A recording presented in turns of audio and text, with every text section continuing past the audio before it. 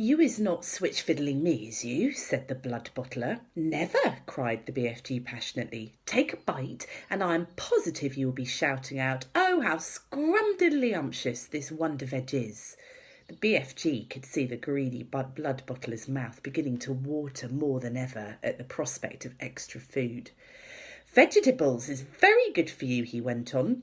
It is not healthsome always to be eating meaty things. Just this once, the Bloodbottler said, I is going to taste these rots meats of yours, but I is warning you that if it is filthsome, I is smashing it over your sludgy little head. He picked up the snoscumber. He began raising it on its long journey to his mouth, some 50 feet up in the air. Sophie wanted to scream, don't! But that would have been an even more certain death. Crouching among the slimy seeds, she felt herself being lifted up and up and up. Suddenly there was a crunch as the Bloodbottler bit a huge hunk off the end. Sophie saw his yellow teeth clamping together a few inches from her head. Then there was utter darkness. She was in his mouth. She caught a whiff of his evil-smelling breath. It stank of bad meat. She waited for the teeth to go crunch once more, and she prayed that she would be killed quickly. Yow! Roared the Bloodbottler. Yow, belch, leech! And then he spat. All of the great lumps of snoscumber that were in his mouth, as well as Sophie herself, went shooting across the cave. If Sophie had struck the stony wall of the cave, she would most certainly have been killed. Instead, she hit the soft folds of the BFG's black cloak hanging against the wall. She dropped to the ground, half stunned. She crawled under the hem of the cloak, and there she crouched. You little swine buggler, roared the Bloodbottler.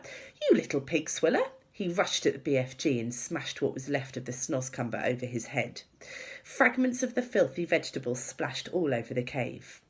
You is not loving it? The BFG asked innocently, rubbing his head. Loving it? Yelled the Bloodbottler. This is the most disgusterous taste that ever has touched my teeth. You must be buggies to be swallowing sludge like that. Every night you could be galloping off, happy as a hamburger and gobbling juicy human beans. Eating human beans is wrong and evil, the BFG said. It is guzzly and glumptuous, shouted the Bloodbottler, and tonight I is galloping off to Chile to swabble a few human chili beans. Is you wishing to know why I is choosing Chile? I is not wishing to know anything, the BFG said, very dignified. I is choosing Chile, the Bloodbottler said, because I is fed up with the taste of Eskimos. It is important I has plenty of cold eats in this scuddling hot weather, and the next coldest thing is to an Eskimo is a chilly human bean. Human beans from Chile is very chilly. Horrible, the BFG said. You ought to be ashamed. Other giants is all saying they is wanting to gallop off to England tonight to guzzle schoolchilders, the Bloodbottler said. I is very, very fond indeed of English schoolchilders.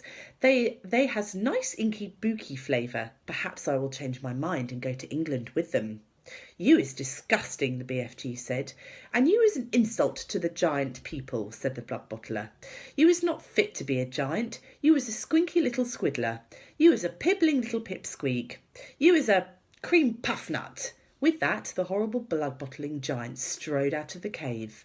The BFG ran to the cave entrance and quickly rolled the stone back into place. Sophie, he whispered. Sophie, where is you, Sophie? Sophie emerged from under the hem of the black cloak. I am here, she said. The BFG picked her up and held her tenderly in the palm of his hand.